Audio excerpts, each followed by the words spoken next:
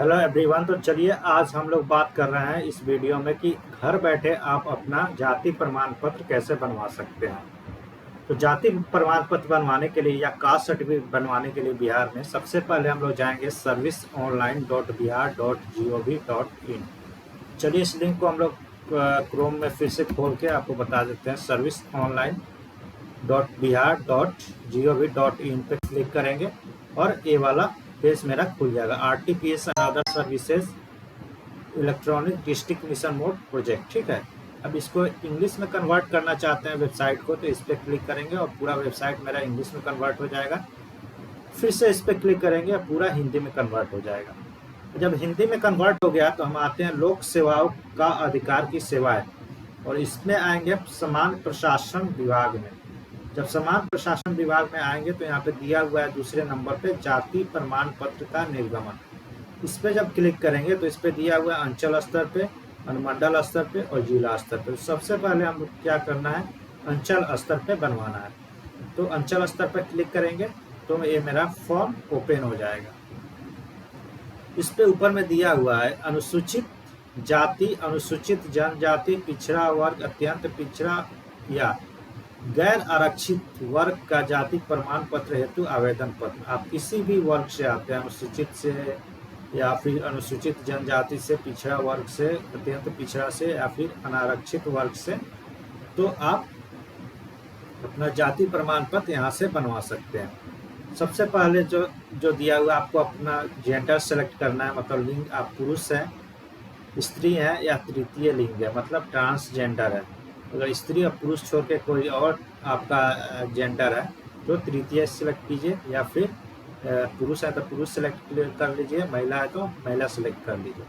अब इस पे आता है कि अभिवादन क्या है आपका, तो आप श्री लगाते हैं तो श्री सेलेक्ट कर लीजिए। अगर कुछ नहीं लगाते हैं तो लिख दीजिए कोई अभिवादन नहीं। अब आते हैं नाम कैसे भरना है। नाम को क्या करना है, इंग्लिश में आपको ऐसे टाइप करना है अपना पहला नाम। पहले नाम को टाइप करने के बाद जैसे ही स्पेस दबाएंगे ये वाला हिंदी में आ जाएगा आपको। ठीक है, फिर आप दूसरा नाम टाइप कीजिए और हिंदी में आ जाएगा। इसी तरह से कोई भी वर्ड आप लिखिए इंग्लिश में और इस पे स्पेस दबाइएगा तो ये वाला हिंदी में हो जाएगा। इसी तरीके से आपको अपना नाम भर लेना है, फादर का नाम भर लेना है, मदर का नाम भर लेना है, माता का नाम, और फिर अगर आप शादीशुदा लेडीज हैं तो आपको पति का नाम दे देना है।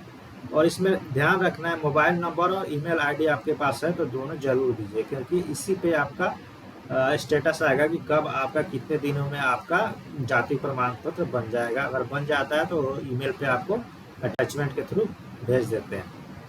अब आता है कि अपना एड्रेस, परमानेंट एड्रेस यहाँ से सेलेक्ट करना है। तो परमानेंट एड्रेस के लिए आप बिहार के लिए बनवा रहे हैं, बिहार के लोग यहाँ से बनवाते हैं, तो बिहार यहाँ से सेलेक्ट करना है। दूसरा कोई स्टेट है नहीं, क्योंकि ये स्पेसिफिकली बिहार के लिए ये साइट है। तो बिहार सेलेक्ट कर लीजिएगा। तो आपको अपना जिला सेलेक्ट करना पड़ेगा दूसरे नंबर पे। तो यहाँ से आप अपना जिला सेलेक्ट कर लीजिए। मैंने यहाँ से जिला सेलेक्ट कर लिया, आप अपना जिला सेलेक्ट कीजिएगा। जब जिला सेलेक्ट कर लीजिएगा तो आपको बोलेगा अपना अनुमंडल या सब डिवीज़न सेलेक्ट कीजिए। तो अनुमंडल यहाँ से जब आप सेलेक्ट कर लीजिएगा तो अब बोलेगा आपको अपना ब्लॉक सेलेक्ट कीजिए। तो ब्लॉक आप अपना जैसे ही सेलेक्ट कर लीजिए। अब ये पूछ रहा है कि आपका जो ब्लॉक है या आपका घर है, जो गांव है, वो ग्राम पंचायत में पड़ता है या फिर नगर निगम में पड़ता है या फिर नगर परिषद में या फिर नगर पंचायत में।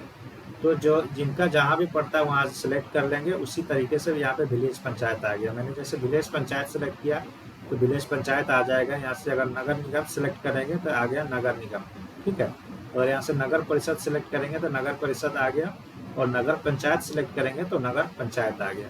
तो मैं यहाँ से आप यहाँ से कोई सिलेक्ट भी कर सकते हैं। ठीक है, अब यहाँ से मैं ग्राम पंचायत सेलेक्ट कर ले रहा हूँ, और यहाँ से ग्राम पंचायत आप अपना लिस्ट आ जाएगा। उसमें से आप अपना जो भी आपका ग्राम पंचायत है वो आप अपना सेलेक्ट कर लीजिए। अब उसके बाद विलेज आप अपना टाइप कर लीजिएगा इंग्लिश में यहाँ, फिर डाकघर टाइप कर लीजिए, फिर थाना को वैसे ही सेलेक्ट कर लीजिएगा। थाना सेलेक्ट करने के बाद आपको पिन कोड डाल देना है, और ये दे रहा है क्योंकि अभी वर्तमान जो एड्रेस है आप जहाँ पे रह रहे हैं वो सेम है, तो आपको यहाँ पे सेलेक्ट कर लेना है हाँ सेम है। ये अपने आप ही फिल हो जाएगा, ठीक है। या फिर दूसरा है तो खुद से फिर से दूसरा एड्रेस भरना पड़ेगा। यहाँ पे ध्यान देना है कि आधार कार्ड आपको फिल नहीं करना है, नहीं तो आधार कार्ड वेरिफिकेशन के लिए बोलेगा, जो कि हो नहीं पाता है। तो आधार कार्ड आपको नहीं फिल करना है। और जब सारे एड्रेस फिल हो जाएंगे तो आपको यहाँ से फोटोग्राफ सेलेक्ट करना है। यहाँ चूज फाइल पे जाइए, चूज पहले एक फ़ोटो खींच के अपने मोबाइल में सेव कर लीजिए या लैपटॉप में सेव कर लीजिए। फिर जहाँ पे आप सेव किए हैं उस एड्रेस पे जाइए, ठीक है। तो मैंने यहाँ पे सेव किया हुआ है, तो यहाँ पे मैंने जाके इसको सिलेक्ट कर लिया। जैसे ही सिलेक्ट करके ओपन करेंगे मेरा फ़ोटो यहाँ पे आ गया।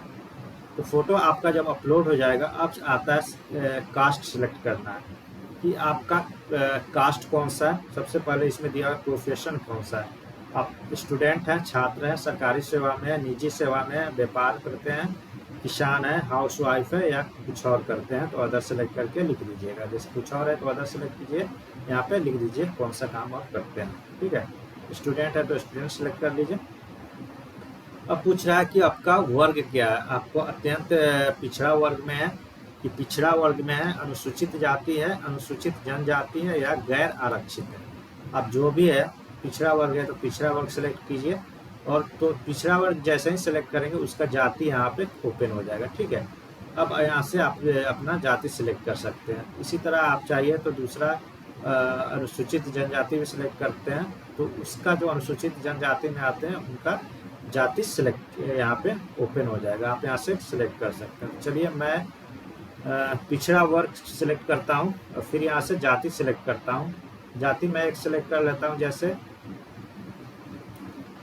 कोई भी सिलेक्ट कर लीजिए। कागजी है, कागजी जाति दिया हुआ है, कुशवाहा दिया हुआ है, गोश्त है, गुरुद्वार है, चनऊ है, बनिया है। चलिए बनिया सिलेक्ट करते हैं और फिर उसका उपजाति सिलेक्ट कर लेते हैं। कोई भी उपजाति आप यहाँ से सिलेक्ट कर लीजिए तो उसका उपक्रमांक आ जाएगा। तो अपना जाति और कैटेगरी, जाति और उपजाति सही से सिलेक्ट कर लीजिए, क्योंकि जाति प्रमाण पत्र ही बनवा रहे हैं। तो इसमें ये डिटेल सही और एड्रेस भी सही भरना है आपको।